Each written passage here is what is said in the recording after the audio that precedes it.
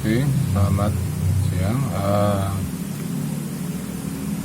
Untuk mata kuliah Kapita Selekta pertemuan ketiga, untuk bahannya Anda bisa ambil di DDP Desa Unggul ACID.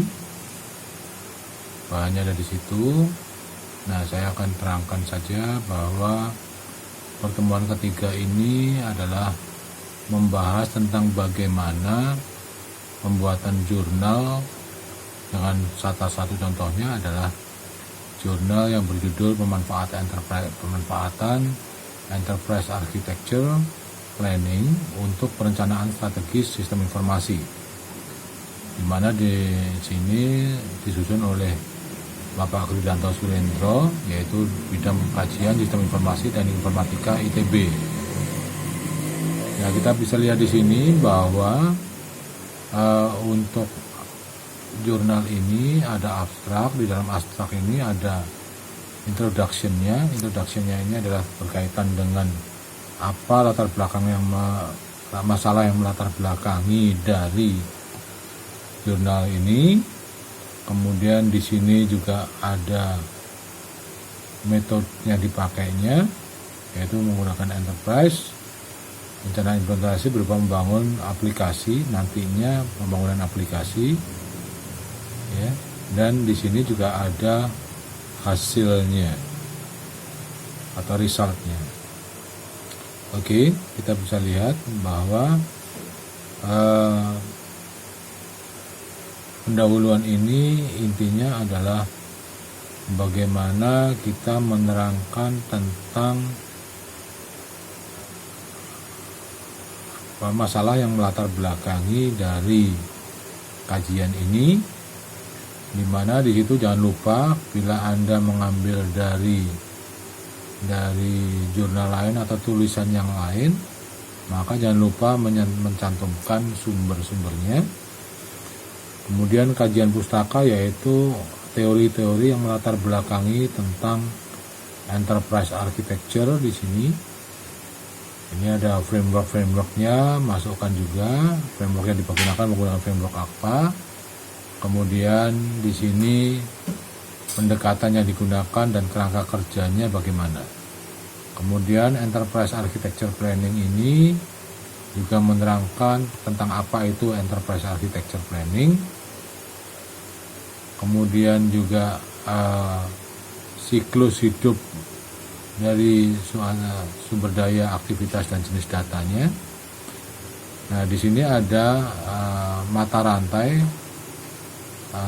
untuk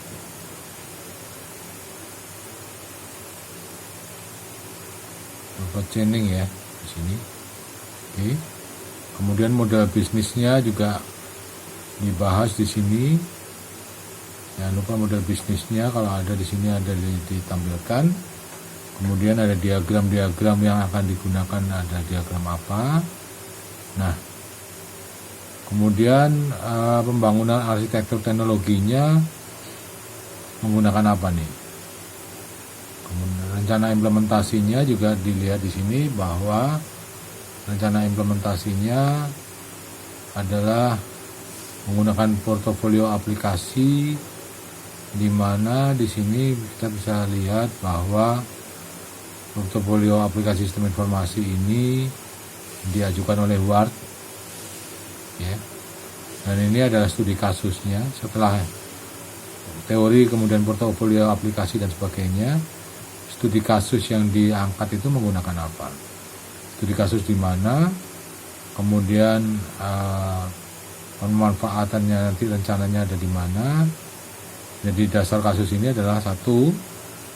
Di sini kasus ini mengambil studi kasus atas organisasi yang bergerak di bidang produk, kemudian menerapkan analisis value chain atau rantai nilai eksternal dan value chain internal.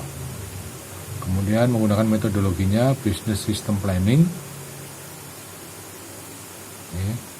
Analisis portofolionya adalah portofolio aplikasi. Oke. Nah, di sini kita bisa melihat bahwa ada diagram di sini rantai nilai eksternal dan internalnya, di mana internal ini saling terkait antara bagian logistik, operasi, logistik masukan, operasional, keluaran, pemasaran dan penjualan seperti apa, layanan seperti apa, dan lainnya. Nah, dari situ bisa dipetakan menjadi matriks proses bisnis lawan datanya. Dan dari matriks pemetaan tadi, maka jadilah jaringan enterprise. Konseptualnya adalah seperti ini konseptual ya, yang bisa diusulkan nantinya seperti ini hasilnya. Oke, ini adalah dari masalah tadi, dari pemetaan ini bisa kita tarik hasilnya adalah jaringan enterprise konseptual ini ya, dimana masing-masing ini keterhubungannya jelas, kemudian masing-masing bagian dalam kantor dan hubungannya di luar kantor seperti apa. Kemudian di bawah ini portofolio aplikasi yang dibutuhkan ternyata adalah secara strategis adalah aplikasi penjadwalan pengantaran produk, aplikasi proses produksi, aplikasi analisis lab, aplikasi analisis kehandalan kilang, aplikasi penyimpanan pengetahuan, aplikasi simulasi proses kimia, pemasaran dan penjualan.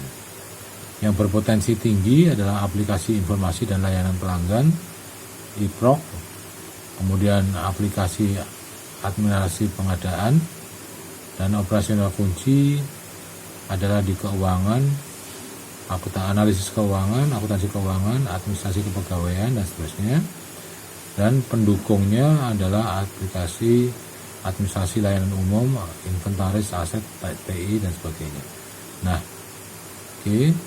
Dan model ini hasil akhirnya adalah suatu model dalam enterprise architecture.